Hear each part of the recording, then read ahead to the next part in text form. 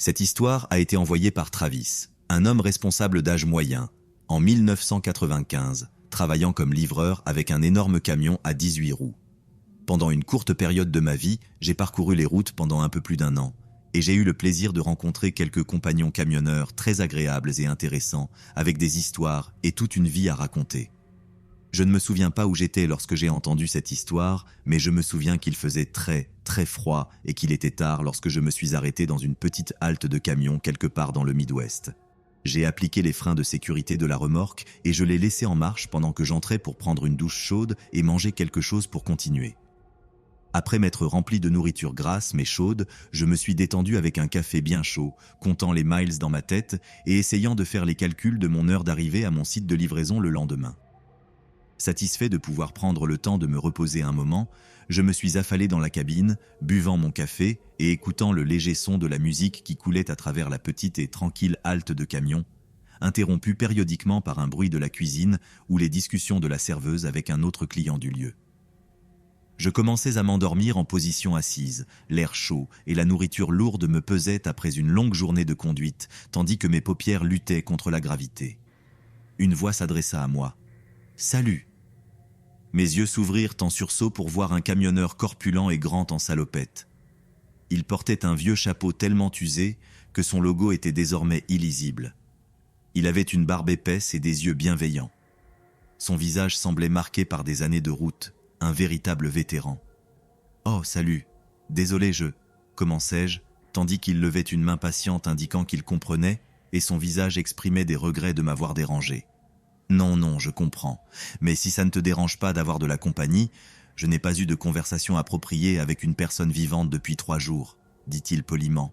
Mais son langage corporel et son comportement semblaient me laisser le choix si je n'étais pas disposé.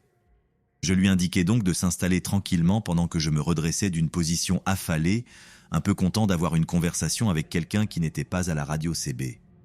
Il manœuvra sa grande carrure maladroitement vers la petite cabine en riant de la situation dans laquelle nous nous trouvions. Je n'étais pas un athlète mince, mais ce type était immense, pas un grand haltérophile, mais un rappel des lutteurs des années 80. Il me rappela un peu Hillbilly Jim, le lutteur de cette époque. En fait, il se présenta comme Jim et me serra la main, tandis que nous faisions des banalités. Je l'écoutais principalement, de temps en temps lui disant d'où je venais, où j'allais, pour qui je conduisais. Le camionneur habituel. Il me dit qu'il était propriétaire exploitant, son propre patron, et qu'il conduisait un camion plateau transportant des pièces lourdes. À ce moment-là, il commença à me demander comment ça se passait pour moi, si j'aimais mon travail, une conversation vraiment amicale. Jim était honnête, et ce que vous voyiez, c'était ce que vous obteniez. Il semblait très enthousiaste d'avoir quelqu'un avec qui parler. Avant que nous ne nous en rendions compte, 1 heure s'était écoulée. Il fit un geste pour partir, exprimant qu'il ne voulait pas abuser de son accueil, à quoi je répondis « En fait, Jim, je n'ai pas de prisa et tu ne me déranges pas du tout. J'espérais justement rencontrer quelqu'un avec qui je pourrais parler affaires et avoir une idée de ce à quoi m'attendre là-bas. » Jim sourit et semblait vraiment heureux de rester un moment de plus. Il rit doucement et mentionna « Je suis content que tu aies dit ça, parce que je ne suis pas sûr de pouvoir sortir de cette cabine pour le moment. » Je ris de lui et comprenais ce qu'il voulait dire. Il faisait chaud et accueillant malgré l'ajustement serré. Il termina son café et leva négligemment sa tasse vers la serveuse avec un sourire patient. Il se pencha en avant, autant que sa circonférence le permettait, souffla et se mit à l'aise. Ensuite, il me demanda « Tu veux entendre une histoire vraie, mon ami ?» Il fit une pause lente, tandis que la serveuse remplissait sa tasse.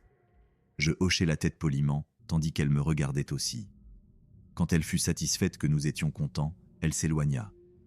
Jim se pencha sur ses coudes, flottant sa barbe grise épaisse au-dessus de sa tasse fumante. « Tu dois faire attention, mon ami, » commença-t-il. « Tu vois, un type comme toi qui conduit pour une de ces grandes entreprises, ils imposent trop de règles. » Je levai un sourcil. « Comment ça ? Je veux dire, oui, tu as raison, bien sûr, il y a trop de règles, la plupart concernant la sécurité, mais j'étais curieux de savoir où il voulait en venir avec tout ça. » J'avais entendu parler de camionneurs qui transportaient des poids illégaux sur des routes secondaires pour éviter les balances, comme en Idaho, où un opérateur de sa propre plateforme pouvait facturer par livre. Naturellement, certains chargeaient toute la camelote dans leur remorque et avançaient à toute allure, espérant que l'inspecteur ne les arrêterait pas et ne les fermerait pas avec une amende considérable. Ensuite, le profit s'évaporerait. Mais Jim ne parlait pas de poids illégaux ni de tricher sur les livres de bord pour des conduites prolongées traditionnelles. Il fit une pause et regarda en bas, comme s'il réfléchissait à comment commencer. « Eh bien, il y a environ 10 ans, je transportais des remorques comme toi maintenant. J'étais au milieu de nulle part, Wisconsin. » Jim fit à nouveau une pause, mais pas pour les faits. Je réalisais qu'il revivait certaines choses profondes et je me sentis soudainement comme si je violais sa vie privée. Je me sentais mal à l'aise, mais ça passa alors que Jim continuait. Donc, je commençais à somnoler, et il devait être 1h ou 2 du matin, donc je savais qu'il était temps de s'arrêter et de me reposer un peu. Jim continua, et je sentais ma somnolence s'atténuer. Je vois une enseigne d'une halte de camion Flying J, alors je m'arrête. Je la recule et la laisse tourner au ralenti. Il faisait froid comme les tétines d'un orignal, et je ne voulais pas revenir à un camion glacé. Il rit doucement, alors que nous regardions tous les deux dehors vers le parking gelé, souriant. Je hochai la tête, comprenant très bien cela. Donc, je récupère mes affaires et sors mon gros corps du camion, espérant une douche et un peu de nourriture. Il fit une brève pause. J'ai mon sac accroché à mon épaule, je descends sur l'asphalte et je continue, après avoir verrouillé le camion et laissé le moteur tourner, bien sûr. Je hochai la tête pour qu'il continue. Comme je l'ai dit, il y a des lois et des règles selon lesquelles nous, les transporteurs fédéraux, devons rouler. Je sentais où Jim voulait en venir avec tout ça. Jim était armé. Beaucoup de propriétaires exploitants portent des armes, malgré que la loi fédérale l'interdise. Cependant, de nombreux conducteurs d'entreprises comme moi ne portons presque jamais quelque chose, car nous pourrions perdre nos emplois juste pour avoir une arme dans le véhicule. Et ce n'est qu'un début. Jim grogna en se déplaçant dans la cabine. Pendant que je prenais ma douche, je connaissais la routine. Il était temps de regagner le camion. Je traversai le grand parking asphalté et retournai à mon camion. Il s'éloigna, regardant sa tasse de café à moitié vide. L'homme, je me souviens de cet air froid sur ma tête mouillée avec mon chapeau sur la tête. Je ne pouvais pas retourner assez vite au camion. Il avait ses clés prêtes. J'ouvris la porte et ouvris la trappe. Cet air chaud me frappa, et je pensais que rien ne pouvait être aussi accueillant. Et j'avais raison. Jim avait l'air bien dans mes yeux. J'ai attrapé le marchepied en me balançant. Sa voix se cassa. Je veux dire, une douleur instantanée et atroce. Je suis immédiatement tombé, ou plus ou moins tombé, au sol, étourdi par le coup et la chute. Ma cheville était en feu, et si tu as déjà tiré sur quelque chose dans ce froid glacial, ça fait mal, ça fait très mal. Je ne plaisantais pas. Maintenant, j'étais accroché. Jim continuait, sa voix tremblant légèrement. J'admirais sa capacité à se retenir tout en continuant, bien que ce qu'il me racontait me terrifiait. J'essayais de me relever, et je regardais en haut pour voir cette figure, cette ombre rampante sous moi. Au début, je ne pouvais pas comprendre ce que je regardais, et ma cheville était engourdie et en feu en même temps. Je ne pouvais tout simplement pas me lever. Je ne pouvais tout simplement pas. J'étais tout emmitouflé avec du surpoids, et maintenant estropié après avoir été frappé, apparemment, et tombé de mon marchepied. « Sainte merde !» murmurai-je, sentant mes entrailles se serrer. « L'enfer est réel !» Jim me réprimanda. Alors maintenant, je pouvais comprendre ce qui venait de se passer, mais il n'y avait pas de temps comme ce type maigre et épuisé avec un pied de biche à la main se faufilait sous ma plateforme directement vers moi.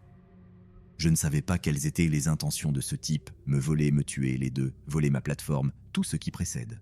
Je pris une partie du sombre souvenir alors que ce type sortait de sous mon camion et avait presque passé le marchepied, ce qui lui donnerait une meilleure position par rapport à mon destin potentiel. Alors je vis le regard dans ses yeux. C'était un regard de folie. Tu sais, quand tu peux dire que quelqu'un est engagé dans ce qu'il fait, il va faire ce qu'il veut. Oui, ce type avec ses cheveux mouillés et filandreux semblait désespéré et sauvage en même temps. Je n'avais aucun doute que c'était l'un ou l'autre, peut-être les deux. « Dieu !» ai-je soupiré. « Qu'as-tu fait, Jim ?» ai-je demandé, complètement captivé par son histoire. Je m'étais assis en face de Jim et j'avais déjà supposé qu'il avait survécu à la rencontre, mais comment cela s'était-il passé pour lui? J'ai sorti mon Magnum 357 de mon sac de douche. Comme je l'ai dit, les lois et les règles sont pour certains. Il a tiré 2 fois dans le poitrine du type. J'étais terrifié, Jim a admis, terriblement terrifié et en état de choc sérieux. Eh bien, je l'ai touché les 2 fois et inutile de dire que la rencontre était terminée. Il semblait que cela durait une éternité et en même temps seulement quelques secondes. Peu importe combien de temps cela a duré, mais j'ai terminé ce qu'il avait commencé. Jim semblait triste. Il semblait perdu pendant une seconde. Je sympathisais avec lui et ressentais également de l'empathie. Il détestait ça. Il ne se vantait pas, et j'avais raison. Les yeux de Jim se sont remplis de larmes pendant une seconde ou 2, mais le camionneur dur qu'il était les a séchées aussi rapidement qu'elles étaient revenues. Il a secoué la tête. Je ne peux pas imaginer à quel point ce type devait être désespéré, mais au final, cela n'a pas d'importance. Il était parti. Jim a continué, en nous racontant à moi. Les coups de feu du Magnum ont alerté la station-service pour camions, et ils ont appelé immédiatement la police ainsi qu'une ambulance pour moi. Le type avec le pied de biche n'en avait pas besoin. Oui, j'ai passé 3 jours à l'hôpital avec ma vie en suspens dans une station-service pour camions avec 2 trous de balles dedans. Il a ri un peu pour alléger la tension. Non, ils ont remorqué mon camion. Ils l'ont bien soigné pour moi jusqu'à ce que je puisse à nouveau bouger. Mais mec, c'est ta maison. Eh bien, j'ai tué ce fichu type, j'ai tué ce foutu imbécile. Jim s'est détourné avec un regard sarcastique sur son visage alors qu'il réfléchissait rapidement à cette nuit-là. La table a légèrement tremblé tandis que Jim se levait maladroitement en jetant quelques dollars sur la table. « Fais attention, mon garçon, sois toujours conscient de ton environnement », a-t-il souligné. Il a incliné son chapeau vers moi et a souri. En le quittant, j'ai remarqué pour la première fois qu'il boitait légèrement de la jambe droite.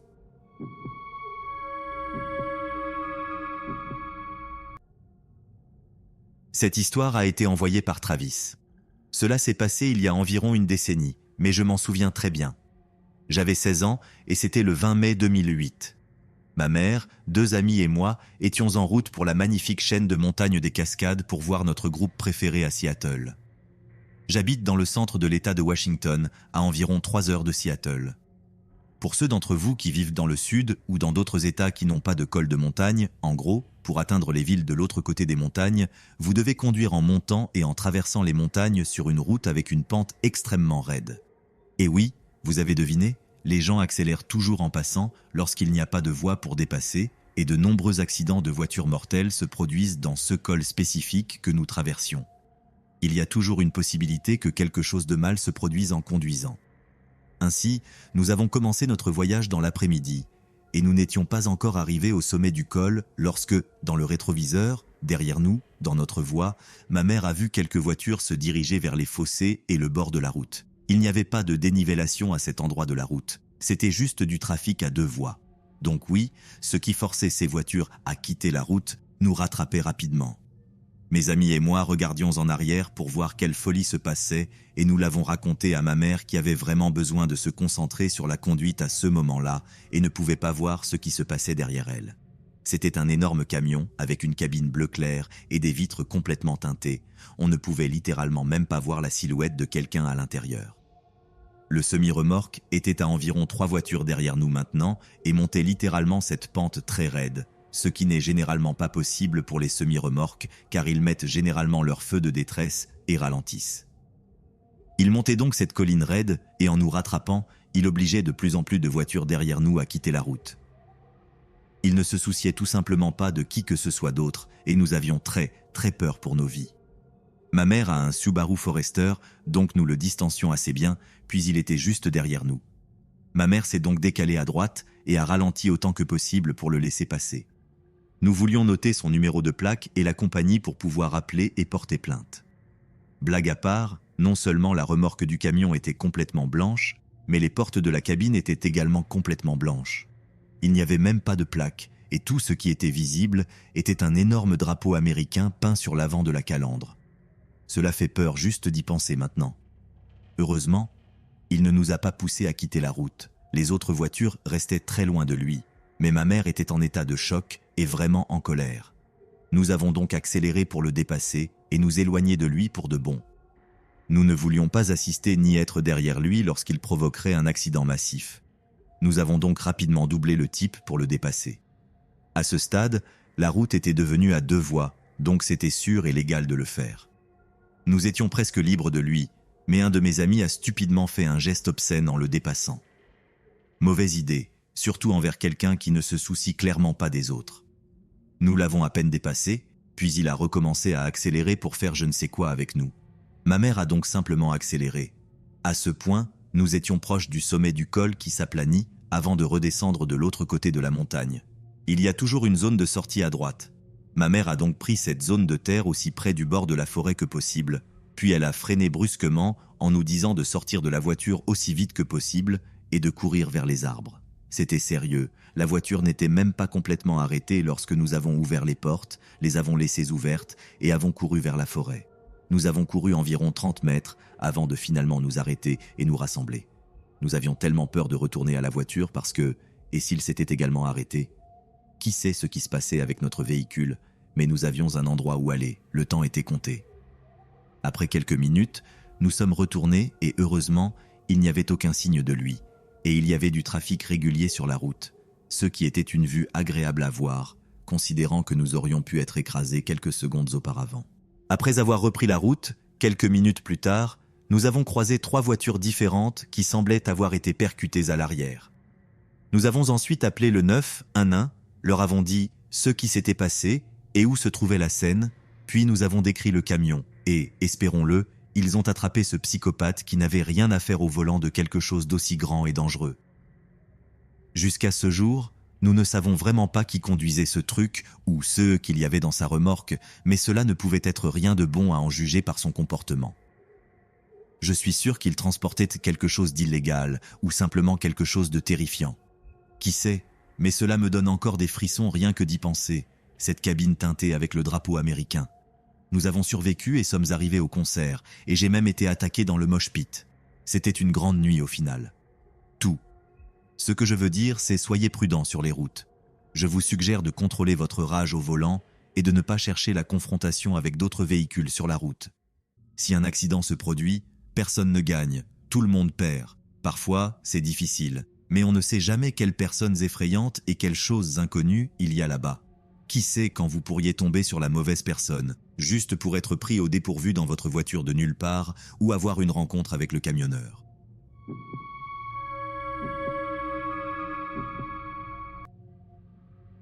Une rencontre terrifiante sur la route. Cet incident s'est produit il y a seulement quelques mois. La date exacte m'échappe. Nous étions en voyage familial en voiture vers ma ville natale.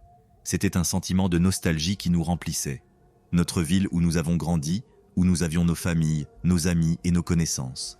Nous parcourions la route en appréciant le retour dans cette ville si chère. Nous avions loué la maison de mon enfance et nous allions expulser les locataires actuels par ignorance. Malheureusement, nous vivions à environ 46 heures de distance, à travers tout l'État. Un très long voyage. Heureusement, ma mère et moi avions été dans l'État de nombreuses fois, allant de la livraison d'animaux en échange d'argent à la recherche d'un nouvel État pour vivre, de la Californie à l'Oklahoma. L'endroit exact où cela s'est produit devait être quelque part dans le froid du Nebraska. Il était tard, au crépuscule, après des jours de conduite et étant si près de notre destination, c'était un souffle d'air frais de voir une station-service pilote. Les lumières jaunes brillantes faisaient ressembler l'endroit à une petite et vieille auberge, surtout avec la masse de gros camions qui semblaient en faire leur maison pour la nuit. Maintenant que nous sommes arrivés là, je devais probablement avoir l'air un peu particulier avec mes cheveux teints et mon apparence totalement désordonnée. La chaleur immense était un fardeau horrible et déplorable, mais la nuit devenait de plus en plus sombre et refroidissait à une température agréable. En entrant dans l'établissement qui était assez grand, je suis allé directement aux toilettes pour me rafraîchir et je me suis retrouvé face à un grand chauffeur qui sortait des douches ouvertes. Je ne lui ai pas prêté beaucoup d'attention à ce moment-là, étant trop préoccupé par moi-même. Peut-être aurais-je remarqué qu'il m'avait regardé une seconde fois si je n'avais pas été aussi distrait, mais je le découvrirai plus tard après l'incident. Après m'être occupé de moi-même et avoir pris un verre, je suis sorti pour me rafraîchir. Nous nous étions garés au bord même des gros camions, mais je voulais étirer mes jambes. J'ai donc décidé de marcher après tant d'heures passées dans le véhicule. Il n'y a rien de mieux qu'une bonne marche nocturne. Les gros camions étaient complètement éteints et censément endormis. La majorité de ceux en fonctionnement étaient stationnés à l'écart. Alors que je marchais entre les camions, je remarquai une silhouette sombre adossée à un camion en particulier. Je le saluai d'un geste de la main, comme je le fais avec tous, même avec les inconnus. Je ne me sentais pas effrayé, juste un peu anxieux après avoir rencontré le même type plus tôt. Mais je l'ignorais encore une fois. Peu de temps après, je décidai de retourner à la camionnette et me diriger dans cette direction. En passant à travers les premières rangées de camions, j'entendis soudainement une toux forte et rauque. Je vis le même type bloquer partiellement mon chemin. Je ralentis et me sentis un peu mal à l'aise de voir le même gars 3 fois de suite. Juste au moment où j'allais passer près de lui, quelque chose n'allait pas. L'homme me saisit par le bras. Je me raidis et me retournai vers lui, évidemment nerveux et un peu irrité par son attitude. Je me souviens avoir dit « Excusez-moi, que faites-vous » Personnellement, j'avais entendu assez d'histoires de chauffeurs routiers et de tueurs pour être effrayé à ce moment-là. En supposant que j'étais en danger, je me préparais à me défendre. Il sourit et dit « Ne veux-tu pas voir l'intérieur de ma cabine ?» Je secouai la tête et me retournai pour m'éloigner, seulement pour être de nouveau saisi. À ce moment-là, j'étais terrifié et en colère. Je me retournai vers lui et dis d'une voix sarcastique « Je suis sûr que ton équipement est magnifique, mais je dois rentrer. » Avant que je puisse terminer, il m'interrompit. « Maintenant, Missy, viens faire un tour avec moi. Je pourrais te montrer des choses très intéressantes, » dit-il en m'entraînant vers la cabine à côté de nous. Si je l'avais vu avant, j'aurais évité ce passage complètement. Mais non, je pris une décision stupide. Je luttai pour me libérer. Quand il essaya de me saisir mieux, je respirai profondément et courus vers la camionnette. De retour dans la camionnette, je réfléchis à l'incident en passant une avalanche de plateformes. J'imaginais qu'il était dans l'une d'elles, considérant ce qu'il venait de faire. Probablement, il s'enfuyait en me regardant depuis sa cabine. Je ne le dis à ma mère qu'une fois que nous fûmes rentrés chez nous. La morale de l'histoire est ici. Prêtez attention à ceux qui vous entourent. Ne marchez pas seul et sans protection au milieu de nulle part dans une station-service. Et souvenez-vous, où que vous alliez, observez bien et soyez prudents.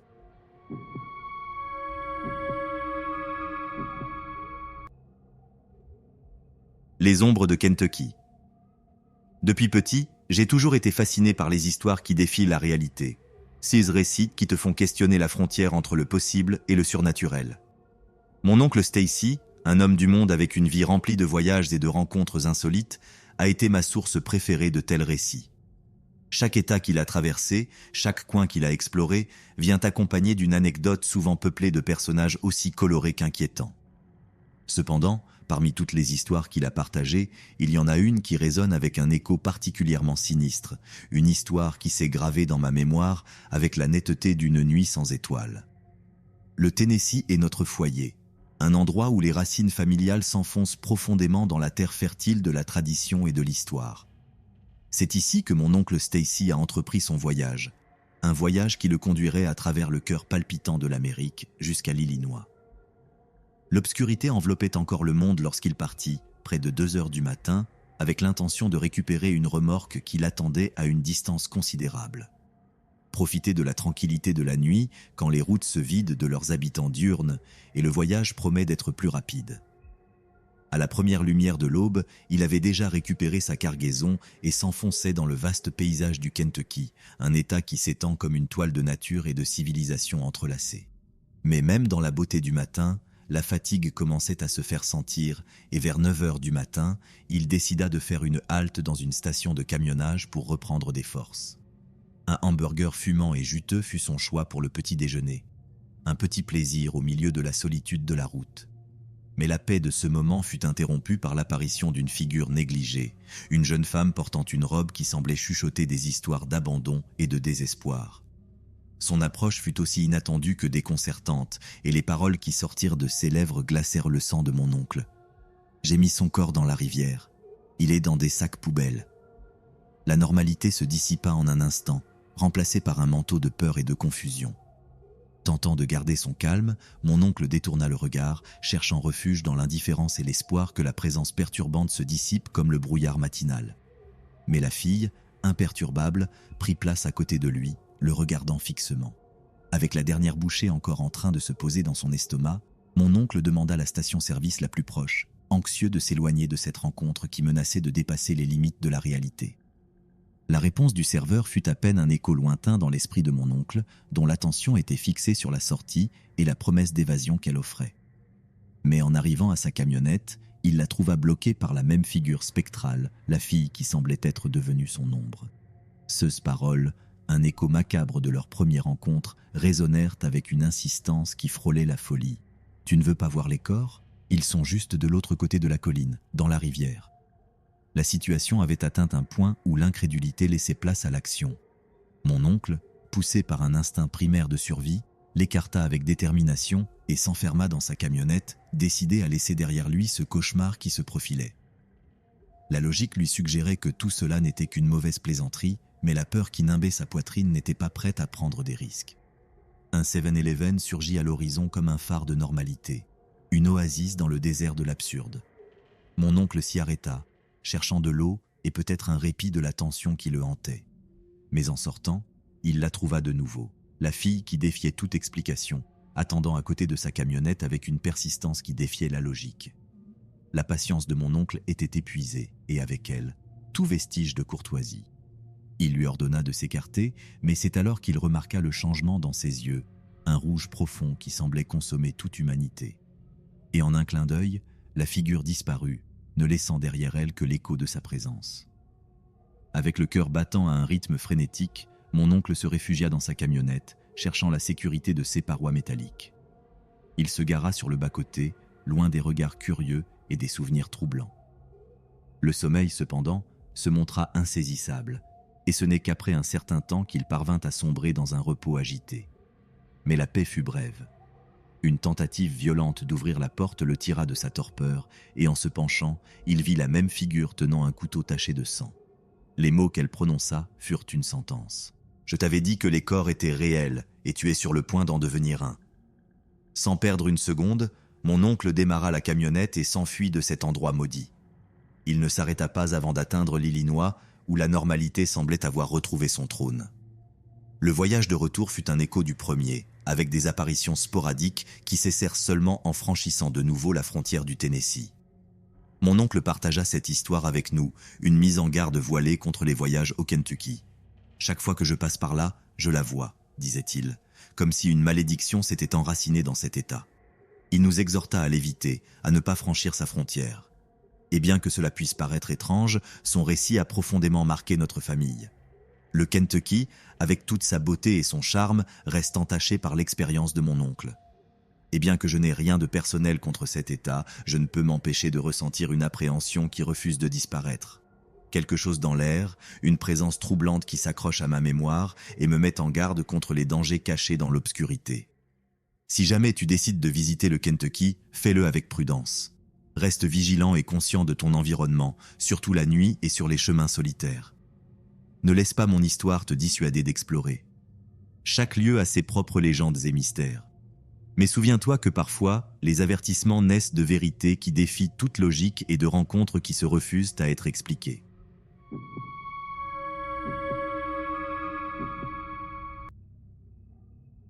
La légende du camionneur et de la femme mystérieuse couverte de sang. Dans les recoins les plus sombres des routes, où la lumière des étoiles ose à peine pénétrer, se tissent des histoires qui défient la logique et repoussent les limites de la réalité. La légende du camionneur et de la mystérieuse femme couverte de sang est l'une de ces narrations qui a résisté à l'épreuve du temps, s'entremêlant dans les fils du folklore urbain et laissant une traînée de mystère dans son sillage. Les versions varient selon la région et la source, mais toutes convergent vers une prémisse effrayante. À un moment donné, quelque part dans les vastes étendues de routes qui traversent l'Amérique, un homme s'est retrouvé face à face avec l'inexplicable. Bien que les détails puissent être flous et les dates diffèrent, il y a un fil conducteur qui unit toutes ces histoires. Le père de mon ami et sa rencontre fatidique dans une halte routière solitaire au milieu de la nuit. On dit que le camionneur, dont le nom a été oublié avec le temps, mais dont l'expérience reste vivante dans l'esprit de ceux qui ont entendu son récit, était un homme aux cheveux gris et au regard fatigué. Sa vie se déroulait sur les routes comme l'asphalte sous les roues de son camion, dans un cycle interminable de kilomètres et d'heures solitaires. Mais c'est au cours de l'une de ces nuits sombres, quand le vent hurlait et que les ombres dansaient à la limite de sa vision, que son voyage a pris un tournant vers l'inconnu. C'était une nuit comme les autres, du moins le pensait-il, alors qu'il conduisait sur les routes désolées du Wyoming. La destination finale était l'Idaho, mais le voyage s'arrêterait d'abord dans une halte routière pour prendre un repos bien mérité et remplir son estomac vide d'un repas rapide. Cependant, ce qu'il a trouvé dans cette halte routière n'était pas prévu dans les plans de n'importe quel mortel. L'horloge marquait minuit lorsqu'un cri déchirant a déchiré l'air, un son si pénétrant qu'il semblait fendre la nuit en deux. Le cœur battant dans sa gorge, le camionneur est sorti de son véhicule et a cherché la source du son, mais ce qu'il a trouvé l'a glacé jusqu'aux os. Devant lui, au milieu de l'obscurité et du brouillard, se dressait une silhouette féminine, son corps enveloppé d'ombres et son visage couvert de sang. Ses yeux brillaient d'une lumière surnaturelle, fixés sur le camionneur avec une intensité qui glaçait le sang dans ses veines. Puis, avec une voix qui ressemblait à l'écho des abîmes les plus sombres, la femme accusa le camionneur de lui avoir ôté la vie. Stupéfait par l'horreur et l'incrédulité, le camionneur recula vers son véhicule, cherchant refuge dans la familiarité de sa cabine. Mais la présence de la femme le poursuivait, son lament retentissant dans ses oreilles comme un écho de condamnation. Il tenta de fuir, mais le vent se transforma en un obstacle insurmontable, fermant la porte de la halte routière avec un fracas qui résonna dans son âme. Désespéré et terrifié, le camionneur s'accrocha à la seule certitude qui lui restait, la promesse que l'aube apporterait avec elle la sécurité et le salut. Mais au fur et à mesure que le temps passait et que la nuit s'étirait comme une ombre interminable, la peur s'installait dans son cœur, l'enveloppant dans une étreinte glaciale qui menaçait de le consumer entièrement. C'est alors, au moment le plus sombre de la nuit, lorsque l'horloge marqua 1h du matin, que le miracle se produisit. Avec un rugissement qui résonna dans les profondeurs de son être, le camion reprit vie, ses lumières perçant l'obscurité comme des épées de lumière dans la nuit. Et lorsque le camionneur OSA regardait dehors, la vision macabre de la femme avait disparu, comme si elle n'avait jamais été là. Tremblant et épuisé, le camionneur reprit son voyage, le cœur encore battant fort dans sa poitrine et le souvenir de la femme couverte de sang brûlant dans son esprit. Il retourna chez lui au Colorado avec une histoire à raconter, une expérience qui le marquerait à jamais et un avertissement qui se transmettrait aux générations futures. Mais le destin a une manière tordue de jouer avec les vies des mortels. Et le passé du camionneur le rattrapa une fois de plus dans un tournant tragique des événements. Un appel téléphonique le ramena à nouveau dans l'abîme de la terreur. Un autre camionneur avait été retrouvé mort sur la même route qu'il avait abandonnée, son corps marqué par la même accusation macabre qui avait hanté le père de mon ami.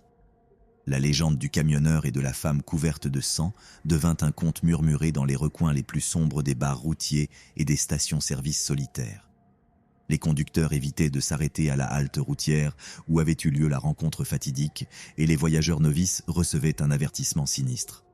Ne restez jamais dehors après minuit, car c'est alors que les démons cherchent leur proie. Ainsi, l'histoire du père de mon ami devint quelque chose de plus qu'une simple anecdote de route. Elle devint une leçon sur les dangers qui guettent dans l'obscurité de la nuit et les ombres de l'âme humaine, un avertissement pour ceux qui s'aventurent dans des territoires inconnus et défient les limites du surnaturel. La légende grandit en taille et en portée, alimentée par la peur et la fascination de ceux qui écoutaient son récit. Et bien que le père de mon ami ne soit plus parmi nous pour raconter son histoire, son héritage perdure dans les mots murmurés autour des feux de camp et dans les chuchotements de la brise nocturne.